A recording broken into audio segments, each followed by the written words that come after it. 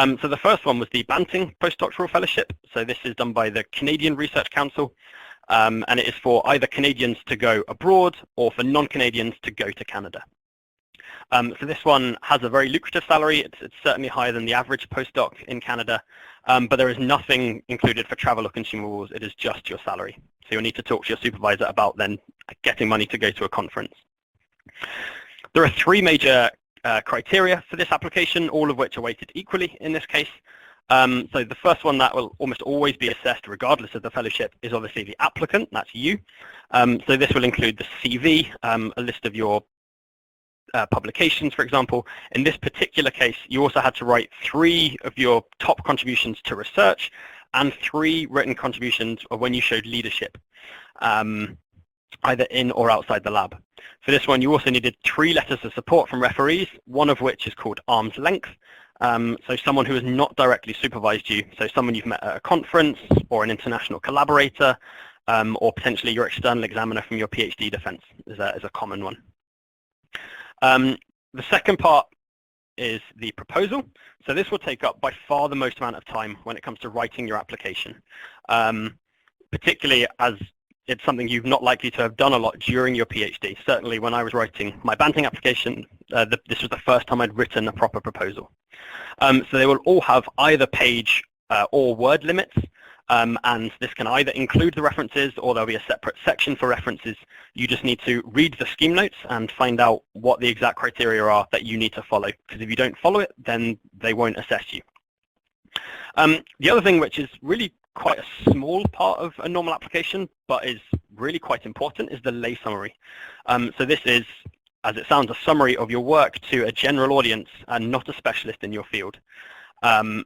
So these are often very important because you're going to be examined by multidisciplinary committees, and if they need to be able to understand why your work is important, even if they're not an expert. The final part for the Banting was the host institution, and particularly synergy with the institution, which was the buzzword they used. So this is how the host institution is committed to helping you grow as a researcher, but also how you as a researcher can help the institution and what skills you can bring to them.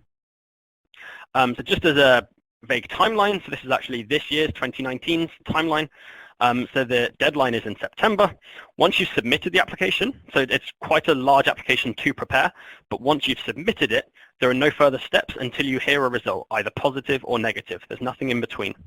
And then you start the fellowship within a few months, or within 8 months, I believe, of hearing the result.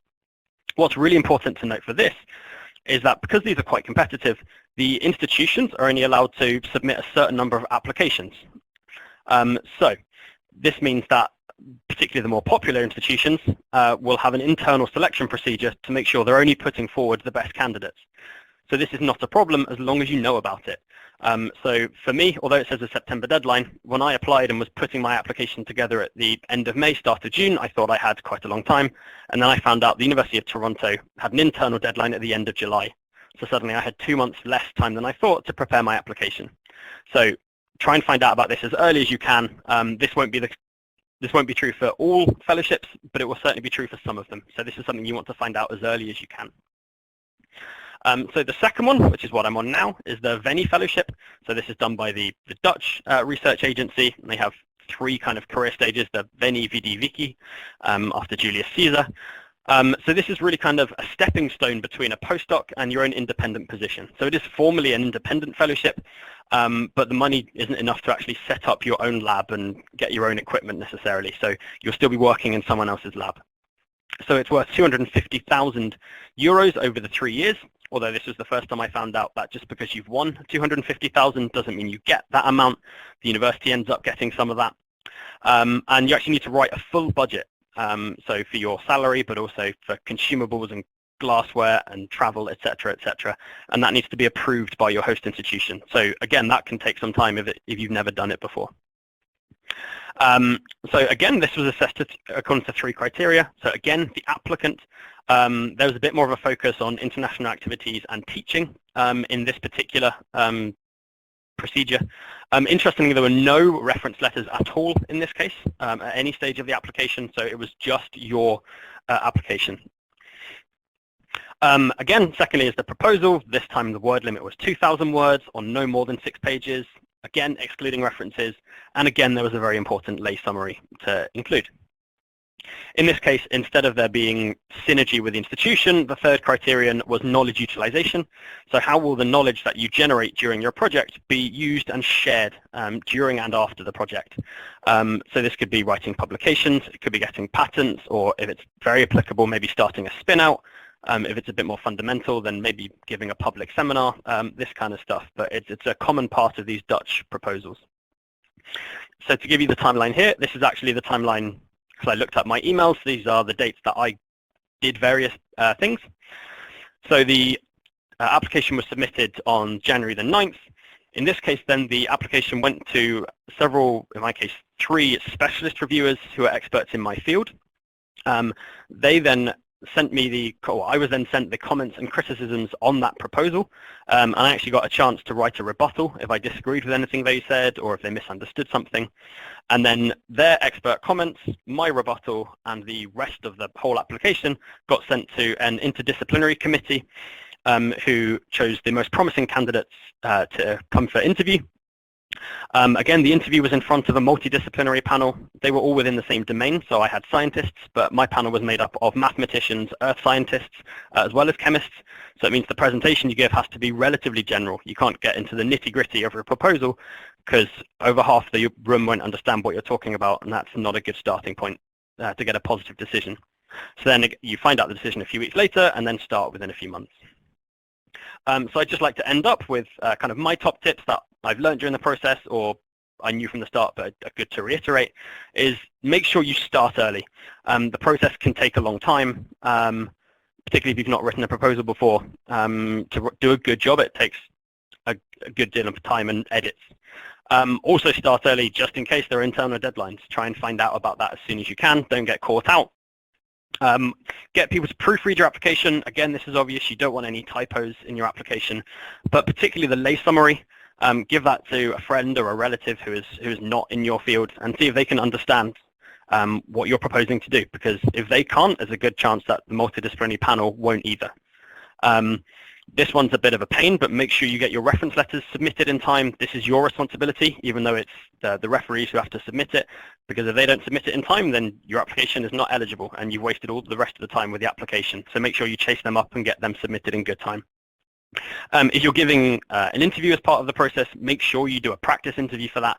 I can tell you from personal experience, I did a practice interview before my Veni interview, and if I hadn't, I definitely wouldn't have got it. The practice one went absolutely horribly, and I learned a lot for the following week, and then luckily was able to get it. And finally, a boring one, but make sure you read the scheme notes. There are long and detailed instructions for the eligibility criteria and tips for filling out the forms, etc. Make sure you read these and do the best that you can. You don't want to have wasted a load of time doing the application and then find out you're actually not eligible because you finished your PhD 3 years ago instead of the requisite 2. Okay, so with that, I'd like to hand over to the irritatingly talented Jamie.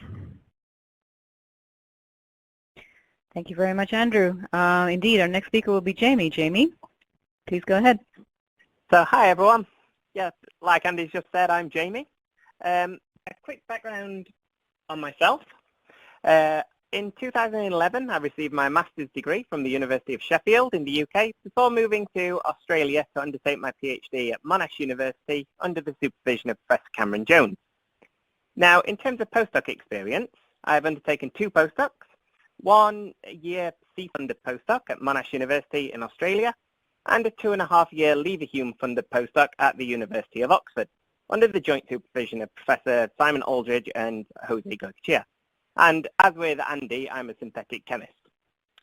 So I've actually just left my position at Oxford because I was lucky enough to obtain my first independent career research funding in Australia, which is actually called the Early Career Discovery Award, Discovery Early Career Research Award, or DECRA for short. This is an Australian government-funded scheme, and I will tell you more about it in a few slides' time. So, going back to the academic pathway, as Andy pointed out, it is very rare to jump straight from PhD to being an independent career researcher. Most people do at least 1 or 2 postdocs, But after that, researchers generally go one of two ways. They either look for a full-time position, so these are quite rare and often do not come with research funding, or apply for their first independent research funding. And this is what I'll be talking about over the next few minutes. So, finding independent career research funding, there are a lot of schemes out there, but as far as I can tell, they all cover essentially the same things. So as with postdoc funding, one of the biggest things they cover is your salary, or at least most of it. Some schemes require the institution to pay a small percentage of your salary. This is usually not a problem. Most institutions are more than willing to do that. Now, what they do cover as well is basic lab equipment, such as glassware, vacuum, stirrer plate, etc. They also cover consumables, such as chemicals, gloves, all your normal everyday equipment, money for travel and conferences, and some schemes even cover a studentship. So now, before looking for schemes, you need to consider a host institution. This does not have to be in your home country. Look overseas, they might actually offer you a better deal. But when considering your host institution, do look at things like their facilities, equipment, etc. that you may need for your research. Also, a big point is consider mentorship. So is there somebody there to help guide you through your first few years of being an independent researcher? And if you're not sure about any of these points, as Andy pointed out, discuss the possibilities with more experienced researchers, such as your supervisor.